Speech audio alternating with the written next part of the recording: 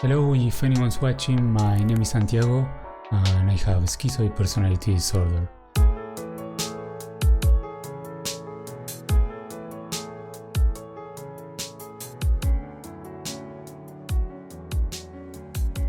Ever since I was diagnosed, I tried to look for info outside the textbooks, and I noticed there's actually not too much about it on YouTube, especially when it comes from personal experiences. And given the nature of the disorder, that makes sense, but maybe sharing my own perspective can be useful for someone out there, so I will give it a shot.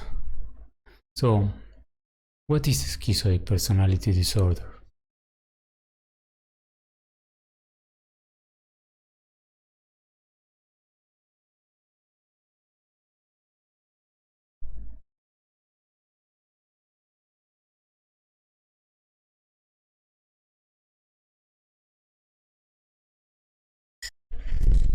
The first thing that comes to people's mind when you talk about schizoid personality disorder is schizophrenia. So it is important to say that even though they sound similar and they do share some aspects, they are completely different from one another and they deserve to be understood on their own. When it comes to schizoids, there are no positive psychotic symptoms. This means hallucinations or delusions. We are aware of what is real, but there is a disconnect between the inner self and that of the outside world. That means it's really hard to achieve meaningful connections that can be in the shape of relationships, friends, family, partners, or even activities, work, hobbies, and projects. You feel detached from everything. Like you're in your own contained world and everything out there is just background. I don't know if that makes a lot of sense. I hear the schizoid people describe it as being an observer rather than a participant in life. It's really hard to explain, and of course, one of the aspects of this disorder is having a limited range of expression, which is not helping at the moment. A lot of time everything seems dull. We don't experience many highs and lows, and we might not react at all to certain situations, as eventful and dramatic as they may be, but that doesn't mean we don't feel things, right?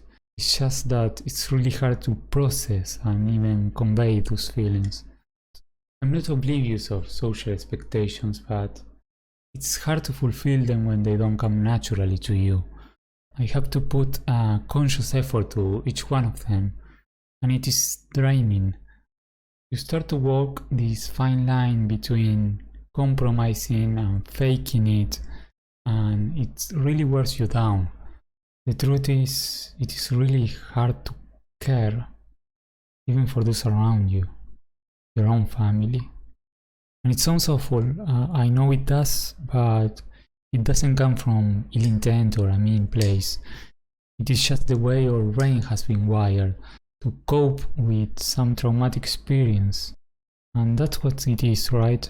A defensive mechanism, a way to protect ourselves and carry on. So please don't be afraid. There are many misconceptions out there about mental disorders.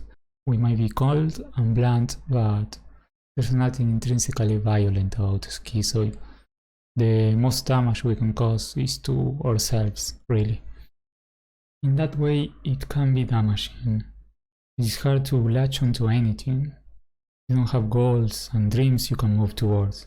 You try to find them, to set them, but they vanish all the same. It's like you're drifting all the time. And that's important to understand. Just because you're a loner or well into the introvert spectrum doesn't mean you're a schizoid. It's only when these behaviors become inflexible and they get in the way and really mess with your life.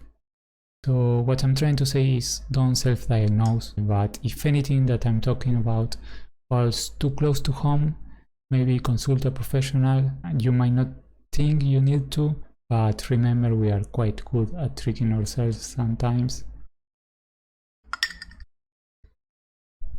If you know someone with SPD and you want to help them, support them, a good thing to keep in mind is that personal space is really important. So give them that space, give them time, be there, but don't be intrusive. Another thing is usually when people try to help, they come from a sensitive and emotional standpoint, and that might seem like the right approach under normal circumstances, but given that your emotional capacity is limited, that can make it even harder on us.